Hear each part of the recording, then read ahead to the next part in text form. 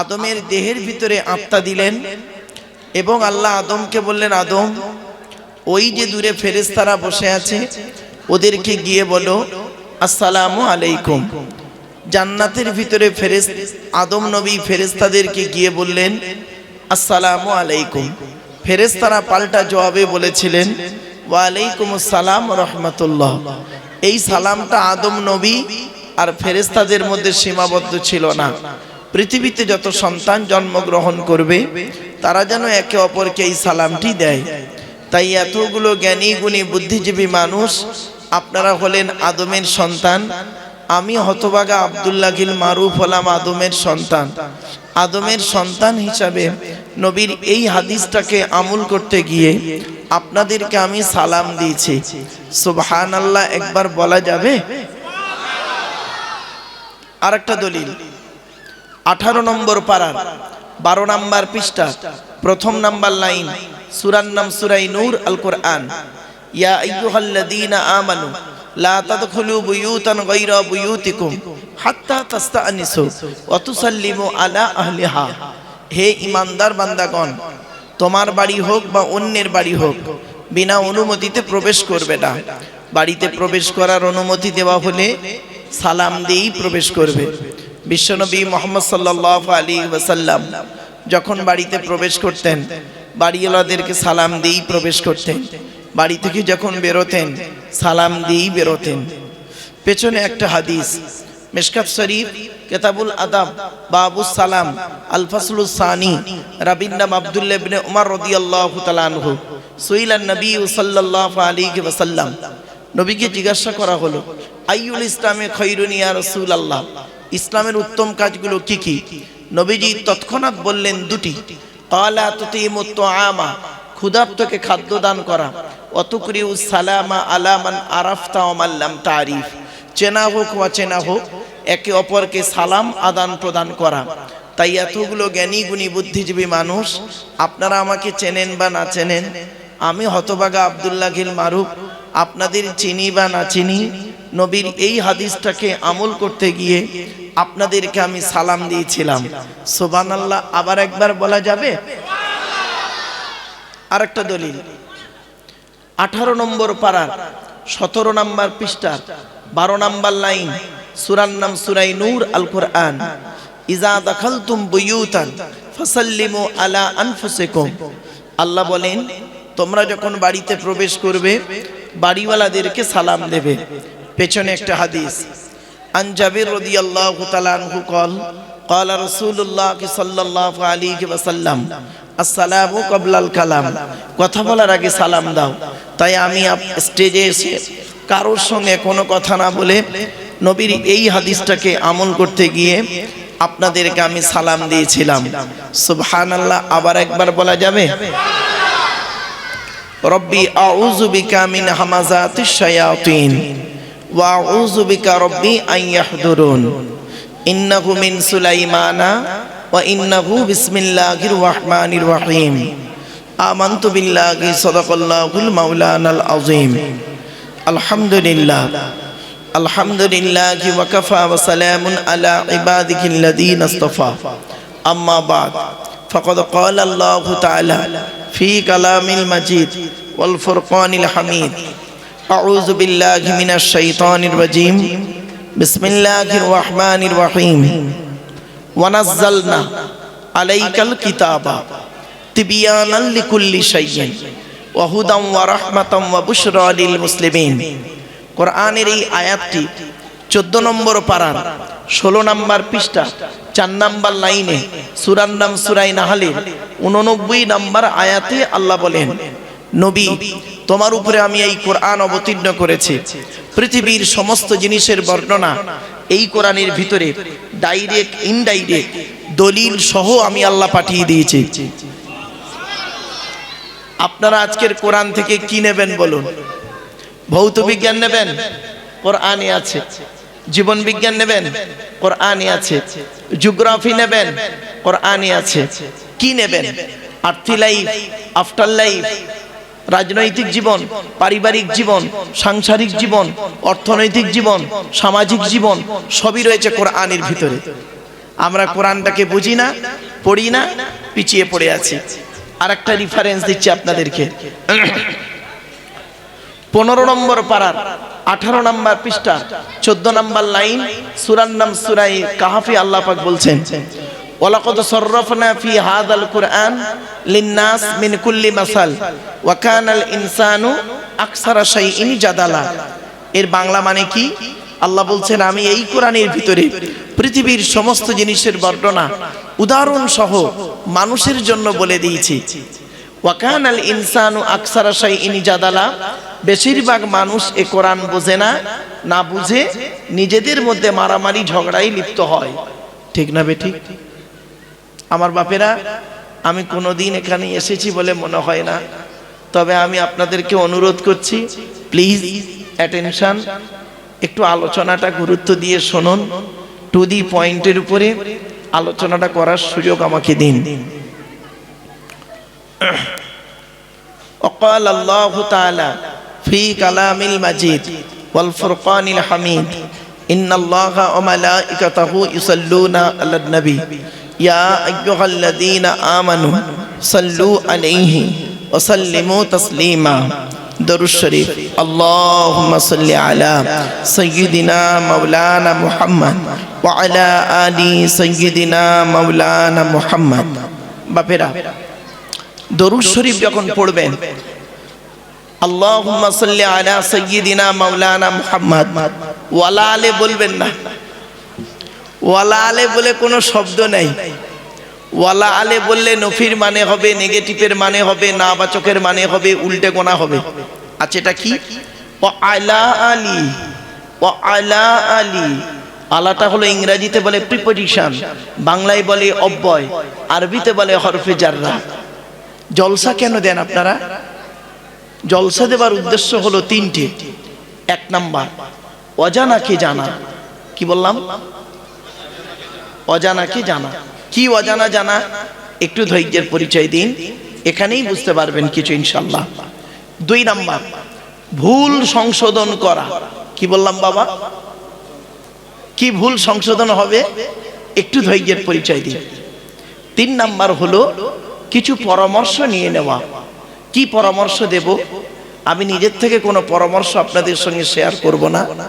According to Islamic law, not only according to Indian law, according to Islamic law, the holy Quran থেকে আমি কিছু পরামর্শ আপনাদেরকে দেব।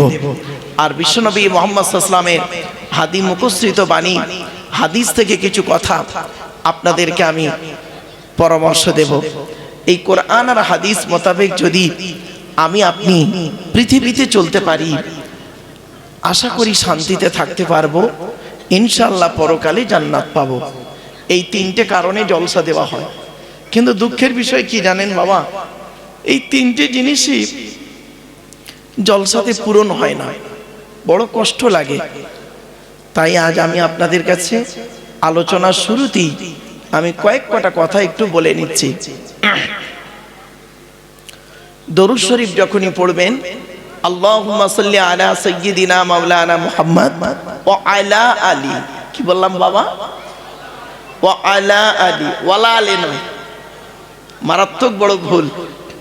চলো একবার ওই দরুদটা একটু দয়া করে পড়তে পারবেন?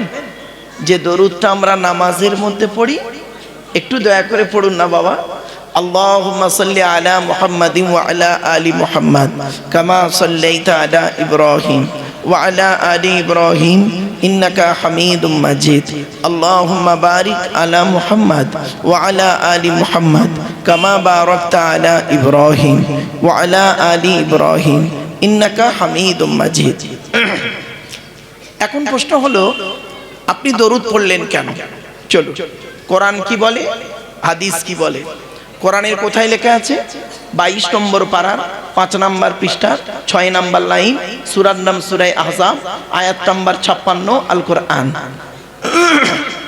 ইয়া আইয়ুহাল্লাযীনা আমানু, হে ঈমানদার বান্দাগণ, সাল্লু আলাইহি, তোমরা নবী মুহাম্মাদের উপরে দরুদ পেশ করো, ওয়াসাল্লিমু তাসলিমা, এবং নবীর প্রতি আন্তরিকতার সঙ্গে সালাম প্রেরণ করো। এই আয়াতটা হলো আয়াতে মুতলাক, সেন্টেন্স বা জুমলাটা হলো মফউলে মুতলাক। বাবে তাফঈলের মাজদার। নবীর উপরে দরুদ পড়তে হবে, এটি কোরআনের দলিল। এবার আসছি হাদিস থেকে কি পাওয়া যায় দেখি। বহু হাদিস আছে বাবা, সংক্ষিপ্ত সময়ের ভিতরে তো কিছু আলোচনা রাখবে ইনশাআল্লাহ, একটু ধৈর্যের পরিচয় দিন। তো দু চারটে হাদিস আপনাদের কাছে পেশ করছি।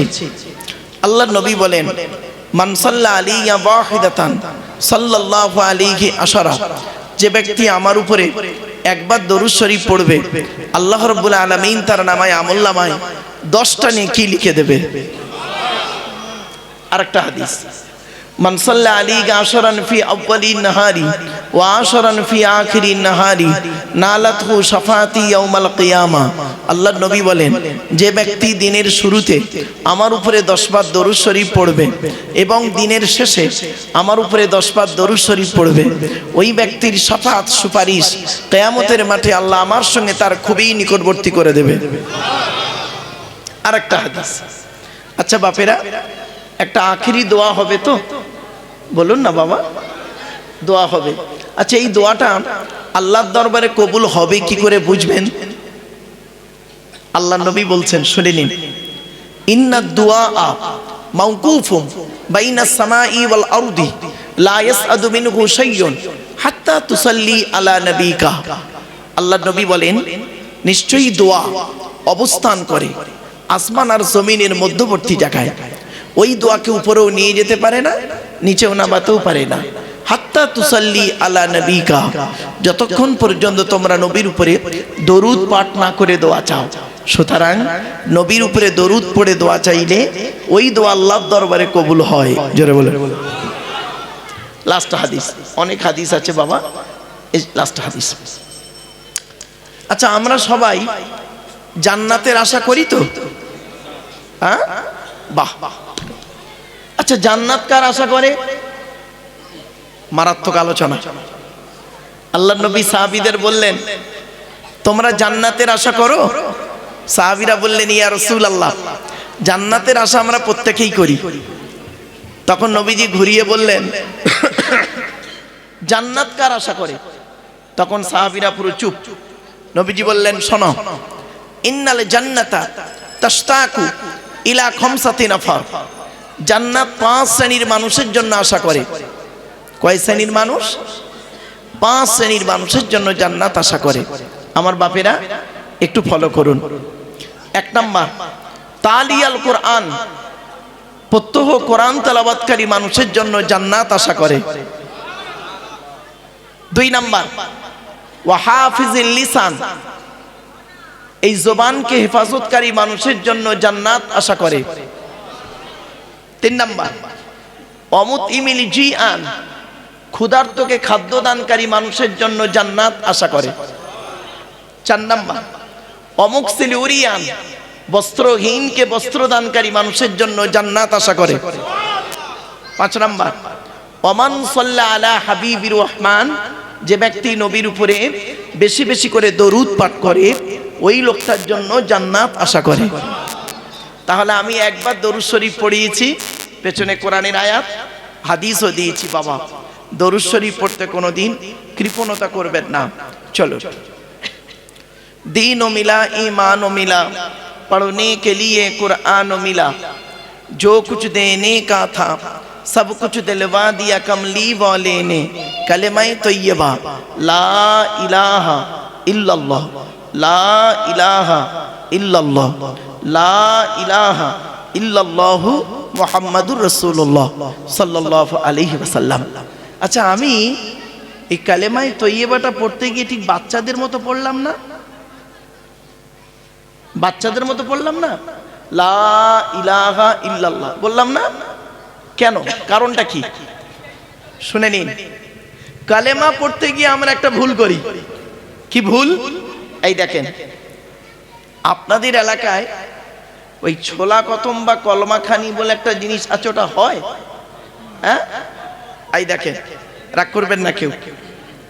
ভদ্রলোককে ছোলা কতম পড়তে ডেকেছেন, ও লোক কি করে দেখবেন, এদিকে ছোলা ফেলে যাচ্ছে আর বেখেয়ালি, ইচ্ছা করে নয়, বেখেয়ালি পাশের লোকটার সঙ্গে গল্পও করে যাচ্ছে।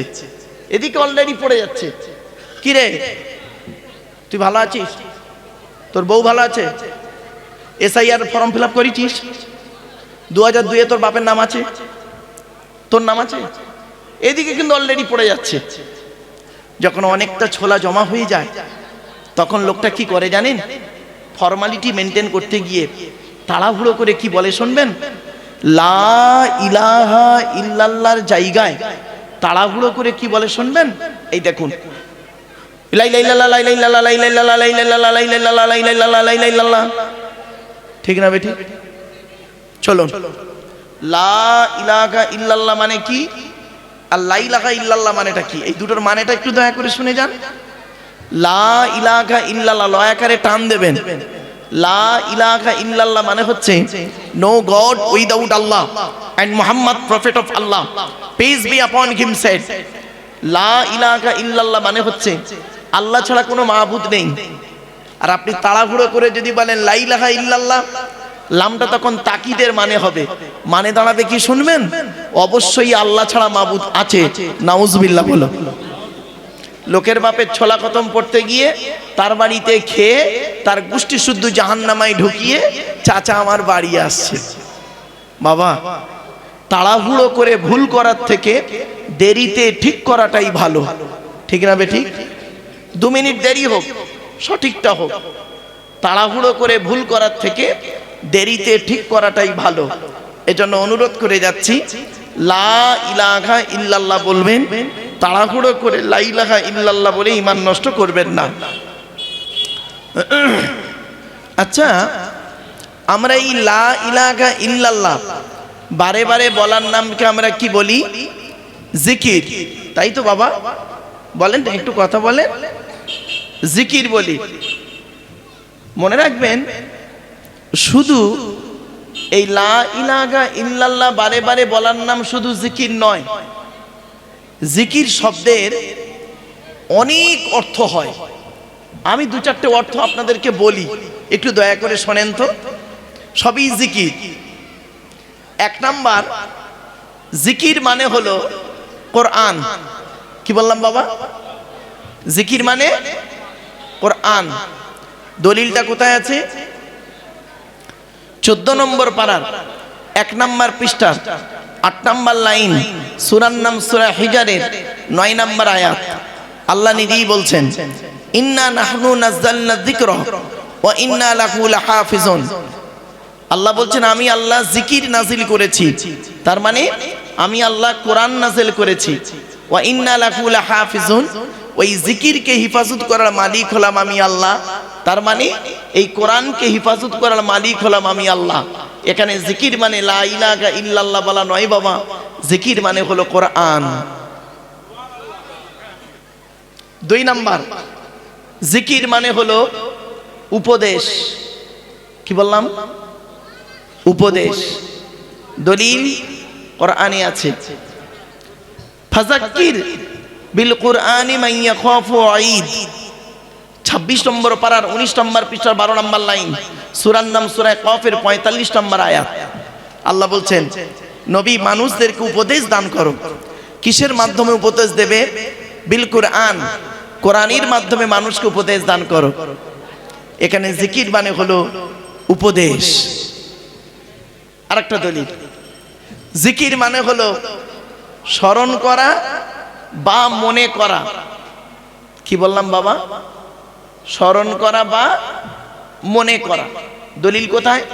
কোরআনে আল্লাহ বলছেন, ফাজকুরুনি আযকুরুকুম ওয়াশকুরুলি ওয়ালা তাকফুরুন। 2 নম্বর পারা 2 নম্বর পৃষ্ঠার 11 নম্বর লাইন, সূরার নাম সূরা বাকারার 152 নম্বর আয়াত। আল্লাহ বলছেন, তোমরা আমাকে স্মরণ করো, আমি আল্লাহও তোমাদের স্মরণ করব। তাহলে এখানে জিকির মানে লা ইলাহা ইল্লাল্লাহ বলা নয় বাবা, জিকির মানে স্মরণ করা বা মনে করা। 4 নাম্বার, জিকির মানে হলো নামাজ। কি বললাম? জিকির মানে নামাজ।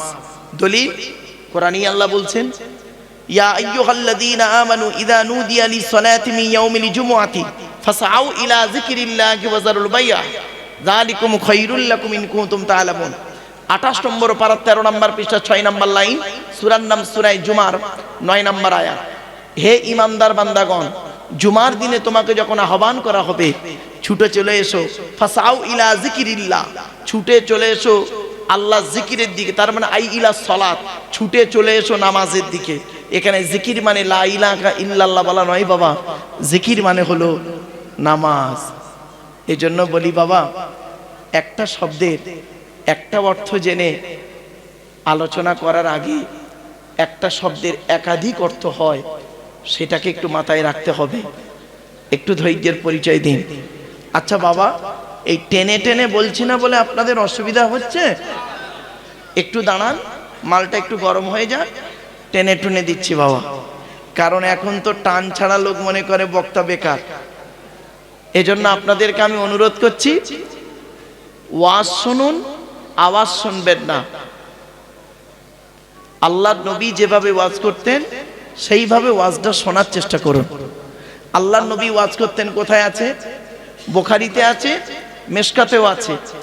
রাবিকে আব্দুল্লাহ ইবনে মাসউদ রাদিয়াল্লাহু তাআলা আনহু বর্ণনা করছেন, আল্লাহর নবী আমাদেরকে বৃহস্পতিবার দিনগত রাতে, কবে কবে কবে বৃহস্পতিবার দিনগত রাতে মানে জুমার রাতে, নবীজি আমাদেরকে জুমার রাতে ইশার নামাজের পরে সাহাবীদেরকে নিয়ে গায়ে গায়ে বসে টু দি পয়েন্টের উপরে নবীজি আমাদের ওয়াজ করে শোনাতেন। তাহলে ওয়াজের উত্তম দিন কোনটা, রাত কোনটা? বৃহস্পতিবার দিনগত রাত। সময়টা কখন? এশাবাদ। নবীজি কাদেরকে ওয়াজ করে শোনাতেন? সাহাবীদের। সাহাবীরা কিভাবে বসতেন? গায়ে গায়ে মিলে মিলে বসতেন। নবীজি কিভাবে ওয়াজ করতেন? টু দি পয়েন্টের উপরে বুঝিয়ে বুঝিয়ে ওয়াজ করতেন। এটা হালাল, গ্রহণ করো, এটা হারাম, বর্জন করো। আর আমরা ওয়াজ করি কি বাবা, চিৎকার চেঁচামেচি করলেই যেন মনে হয় ভালো না। বাবা একটা কথা আপনাদের বলি, খারাপ ধারণা করবেন না। আপনারা শুনেছেন আসমান পৃথিবী জমিনকে আল্লাহ পাক 6 দিনে সৃষ্টি করেছে। কত কত কত 6 দিনে। আয়াতটা কোথায় আছে? 8 নম্বর পারা 16 নম্বর পৃষ্ঠা একেবারে 6 নম্বর লাইন, সূরার নাম সূরা আরাফ। ইন্না রাব্বাকুমুল্লাহুল্লাযী খালাকাস সামাওয়াতি ওয়াল আরদা ফি সিত্তাতি আইয়াম। আল্লাহ পাক আসমান পৃথিবী জমিনকে 6 দিনে সৃষ্টি করেছে। কি বার থেকে শুরু হয়েছে? রবিবার, সোমবার, মঙ্গলবার, বুধবার, বৃহস্পতিবার, শুক্রবার। তো আল্লাহ সব কিছু সৃষ্টি করলেন, করার পরে আল্লাহ প্রত্যেকের আওয়াজ শুনতে চাইলেন, সাউন্ড, আওয়াজ শুনতে চাইলেন। তো সমস্ত প্রাণীর আওয়াজ শোনানো হলো। ঝড়ের আওয়াজ, তুফানের আওয়াজ, ভূমিকম্পের আওয়াজ, হাওয়ার আওয়াজ, বজ্রাঘাতের আওয়াজ, পশু পাখিদের আওয়াজ, সব শোনানো হলো। অবশেষে আল্লাহ বললেন, আর কারোর আওয়াজ শুনতে বাকি আছে আমার? তো ফেরেশতাদের মধ্যে একজন ফেরেশতা বললেন, আল্লাহ একটা প্রাণীর আওয়াজ শুনতে বাকি আছে আপনার। ওই আওয়াজটা শোনা হলে সকলের আওয়াজ শোনা কমপ্লিট। আল্লাহ বললেন, সেই প্রাণীটাকে নিয়ে এসো। তো সেই প্রাণীটাকে নিয়ে এসছে। নিয়ে আসার পর প্রাণীটা ডেকে উঠেছে। যেই ডেকে উঠেছে আল্লাহ বললেন, এই এই এটাকে সরা, এর আওয়াজটা ভালো লাগছে না। সেই প্রাণীটার নাম বলবো? বলবো? মনে থাকবে? কোরআনের আয়াত দিয়ে বলে যাচ্ছি বাবা, রাগ করবেন না।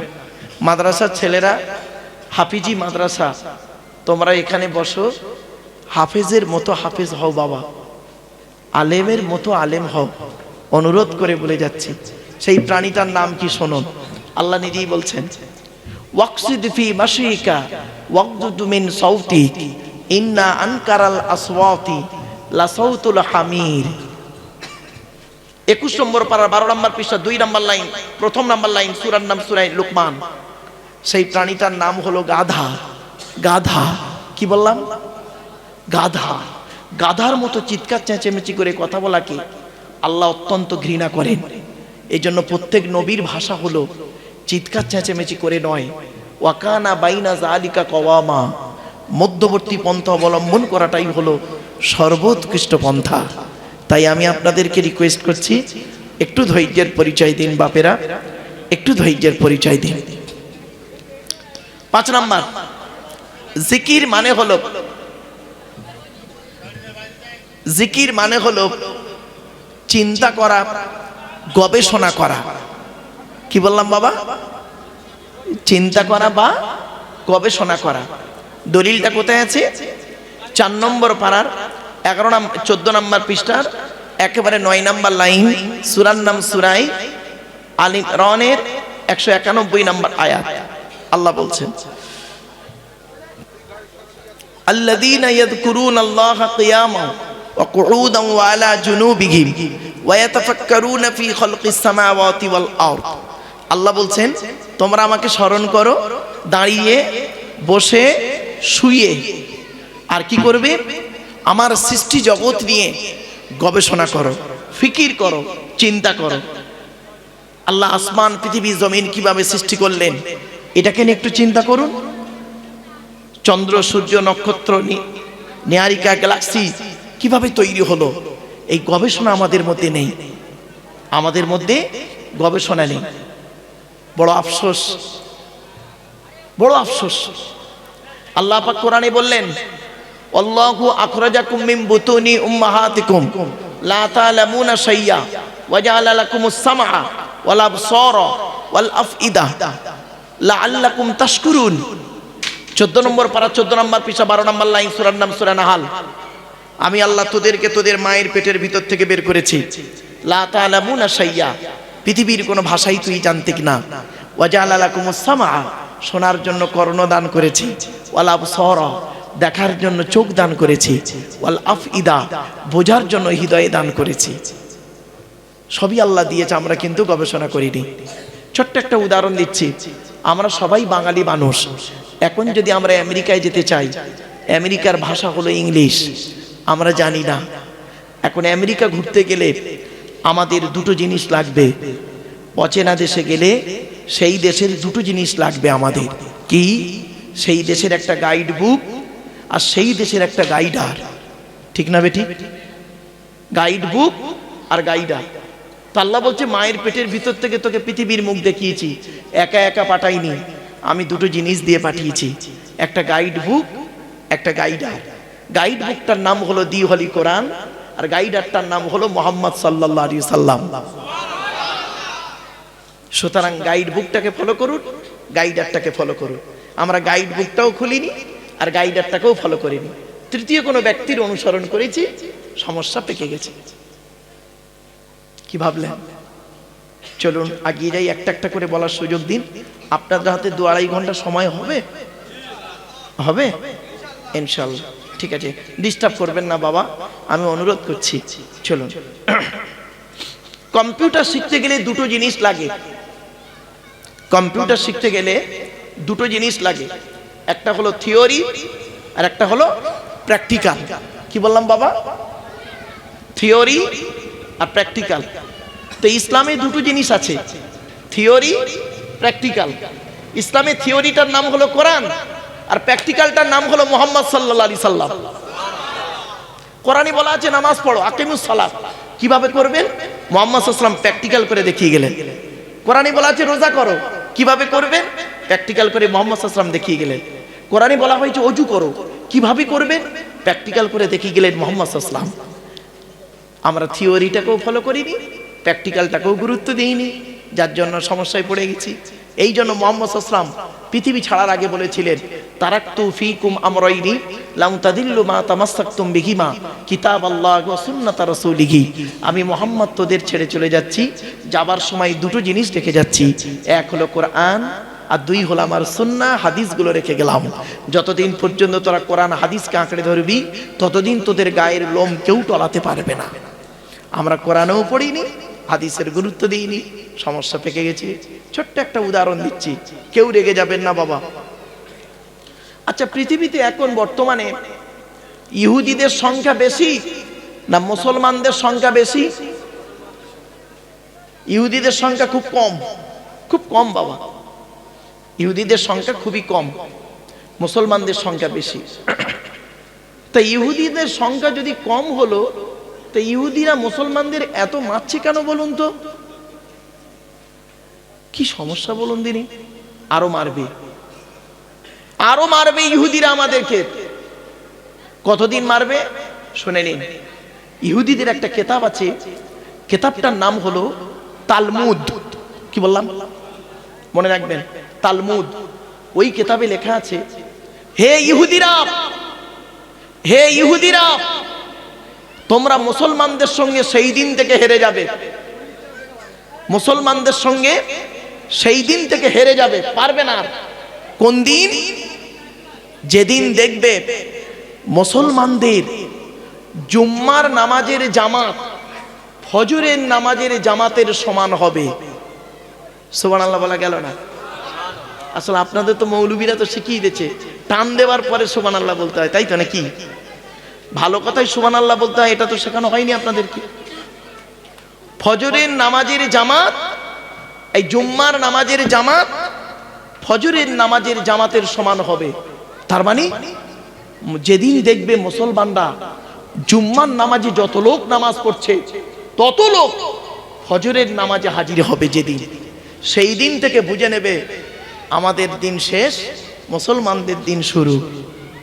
আর ইহুদিরা এটা এখনো ভালো রকম জানে, এরা সেই মুসলমান, এরা তো সেই মুসলমানের বাচ্চা নয় যে 313 জন মুসলমানকে নিয়ে মুহাম্মদ সাল্লাল্লাহু আলাইহি সাল্লাম বদরের যুদ্ধের প্রান্তরে 1000 শত্রুর মোকাবেলা করতে গিয়ে 14 জনকে হারিয়ে ইসলামের পতাকা পুঁতেছিল।